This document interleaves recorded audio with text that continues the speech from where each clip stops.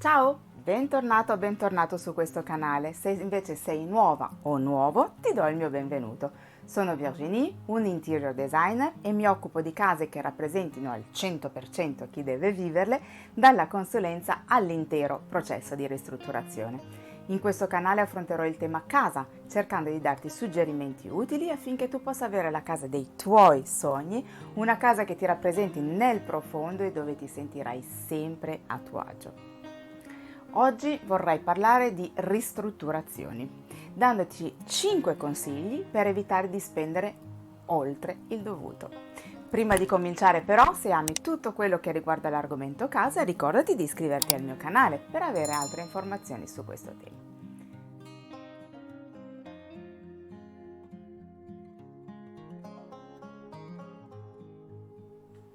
Le ristrutturazioni, lo abbiamo detto altre volte, da un lato sono super eccitanti, ma dall'altro possono procurare uno stress non indifferente.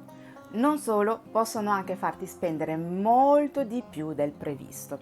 Come evitare o quantomeno limitare tutto questo?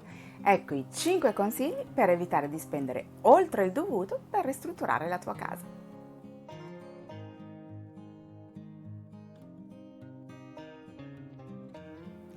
Avere un progetto completo a 360 gradi e super dettagliato prima di iniziare i lavori. In effetti avere ben chiara la tipologia di pavimento, di rivestimenti, di riscaldamento, sanitari e illuminazioni e perfino degli arredi che vorremmo avere, soprattutto la cucina per progettare prima gli attacchi, permetterà di dare all'impresa delle corrette e precise direttive grazie alle quali tutti sapranno cosa fare, evitando perdite di tempo e quindi di denaro a causa di dubbi o domande che rallentano il cantiere. Questo punto lo spiego in dettaglio in questo video e ti lascio il link in descrizione.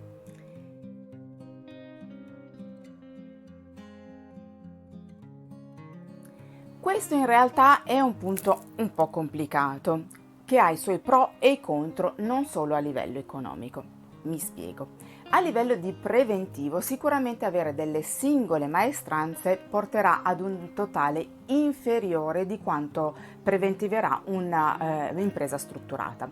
Non nascondiamoci dietro un dito, l'impresa aggiungerà una percentuale al preventivo di ogni singolo artigiano. Allo stesso tempo, però, il fatto che i vari artigiani che lavorano per la stessa impresa si conoscano e quindi sappiano come lavora l'altro e facciano riferimento ad una sola persona potrebbe evitare perdite di tempo. Se non si conoscono, infatti, possono nascere incomprensioni che rallenteranno il cantiere e innalzeranno i costi, perdendo di fatto il risparmio iniziale. Decidendo per le singole maestranze si deve inoltre pensare che si dovrà avere a che fare con tutti e non solo con un referente dell'impresa, a meno che non si assuma un referente esterno che possa coordinarli tutti. Sarà molto importante prima dell'inizio dei lavori fare un incontro con tutti per spiegare loro il progetto nel dettaglio, così che tutti possano fare la loro parte consapevoli di quello che dovrà fare anche l'altro.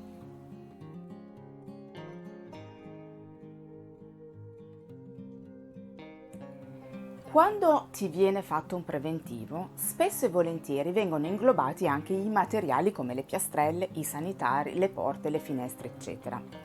Mettere a preventivo i materiali ti porterà a due problemi. La scelta decisamente limitata che l'artigiano o l'impresa ti permetterà di fare, andranno dai loro fornitori di fiducia per avere dei prezzi di favore che però difficilmente ti riconosceranno. E poi pagare decisamente di più per un prodotto. Infatti all'inizio ti verrà fatto un preventivo di massima con un prodotto di qualità medio-alta, a seconda di quello che hai chiesto, non sapendo ancora con l'esattezza che cosa sceglierai. Ma poi, se il prodotto che hai comprato ha un costo inferiore, difficilmente ti verrà fatto uno sconto. Girare tu i vari rivenditori è sicuramente più lungo, ma ti permette di poter scegliere tu i materiali, toccandoli veramente con mano tra una vasta scelta, guardando tu il prezzo che più ti è congeniale.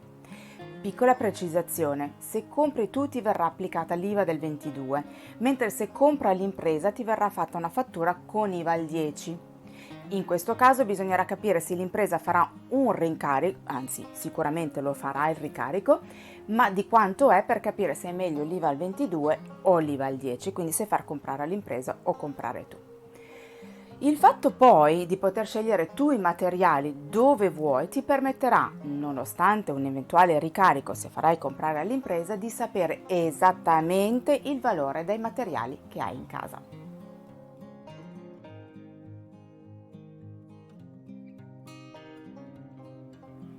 Per quanto riguarda consegne e traslochi, non programmare solo sulla base di promesse per fine lavori. Potreste avere brutte sorprese e dover rimandare il tutto con il rischio di dover pagare penali o depositi in più. Lo so che non vedi l'ora di impossessarti della tua nuova casa, ma i ritardi sui cantieri purtroppo sono all'ordine del giorno e non per forza per cattiva organizzazione dell'impresa. Fatti dare in linea di massima una scaletta dei lavori con delle date. Se vedi che riescono a seguirle tutte, puoi pensare di organizzare le cose verso la fine, dando comunque un margine di un mesetto per stare tranquilli. Ma se vedi che ogni volta per qualche motivo ci sono dei ritardi, aspetta.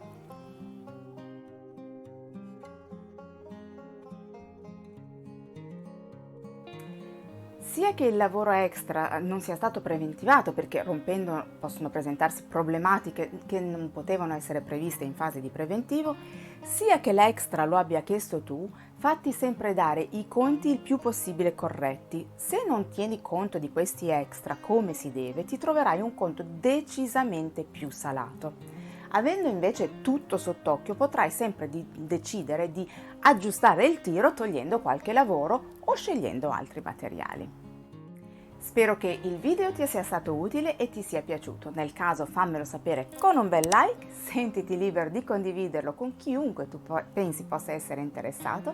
Ne sarò onorata e mi aiuterà a far crescere il canale.